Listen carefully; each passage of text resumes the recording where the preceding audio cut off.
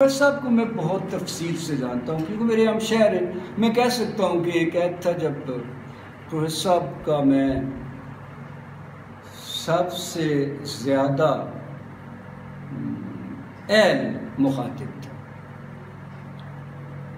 تو اور یہ کئی برسوں پہ محیط جی تو آپ سوچ سکتے ہیں کہ میں پروفیسر صاحب کو کتنا جانتا ہوں. پروفیسر صاحب بہت خوبصورت شخصیت، بہت خوش کلام، بہت قابل مجلس اور بہت فریس آدمی، تاڑ لیتے ہیں وہ آدمی.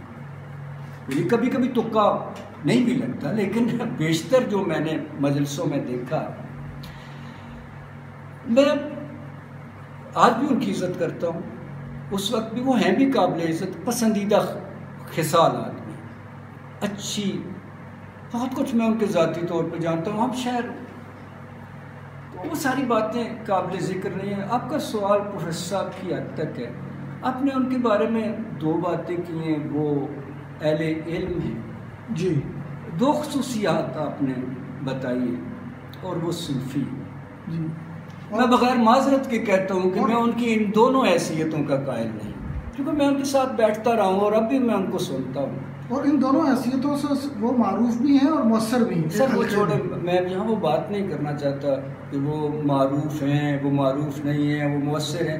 سر دیکھیں، اثر ہونا ایک اور بات ہے. اب ذائقوں سے بھی اثر انداز ہیں، ذائقے بھی اثر انداز ہوتے ہیں، شخصیت بھی اثر انداز ہوتی ہے، اور شخصیت کے جو مناسبات ہوتے ہیں اور جو پس منظر میں بہت چیزیں ہوتی ہیں وہ بھی مؤثر ہوتی ہیں. تو میں ان ساری باتوں کا ذکر نہیں کرنا چاہتا. میں ان دو جہتوں کا ذکر کرنا چاہتا ہوں جو آپ جن کی طرف آپ اشارہ کر رہے ہیں. میں ان کے ساتھ بہت بیٹھا ہوں، مجھے کبھی نہیں لگا کہ وہ اہل علم تھے. میں ان کے ساتھ بہت بیٹھا ہوں، مجھے کبھی نہیں لگا وہ اہل تصوف ہے. ہاں، تسبیح ان کے پاس اس وقت بھی ہوتی تھی، اور تصوف کی اور بزرگان تصوف کی وہ بات اس وقت بھی کرتے تھے. مجھے پسند نہیں ہے کہ میں وہ سارے ذاتی واقعات بتاؤں جو میرے یہ جو اظہارات ہیں آپ کے سامنے، ان پر وہ سند بنے، دلیل بنے.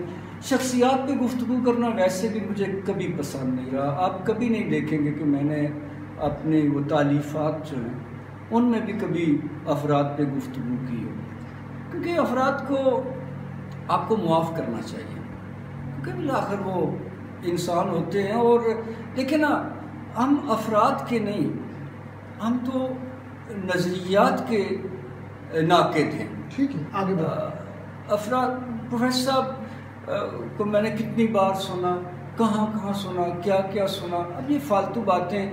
دیکھیں، جو علمی آدمی ہوتا ہے نا سر، وہ عامیوں سے اکتا جاتا ہے، اور جو صوفی ہوتا ہے نا وہ بھی ہمیشہ مجلسی نہیں ہوتا، اس کے اوقات ہوتے ہیں. سر ہر فن کی کچھ شرائط ہوتی ہیں، علم بھی فنون میں سے ہے، تو اس کی بھی کچھ شرائط اور ضروریات ہیں. اور سر تصوف نا، اگر کبھی اخلاق تھا، اور آپ کو پتہ ہے کہ اس میں بھی بہت سارا فن ہے، تو یہ اگر اخلاق کی رعایت سے اس پہ بات کریں تو معافی چاہتا ہوں. صوفیوں کا ہمارے ہاں ایک تصور ہے، تو اس تصور کو سر دیکھیں نا، آپ جو تصور ہوتا ہے اس کا اطلاق کرتے ہیں. جہاں ہوتا ہے بس ایک لباس ہے، کسی پہ آ جاتا ہے، کسی پہ نہیں آتا ہے.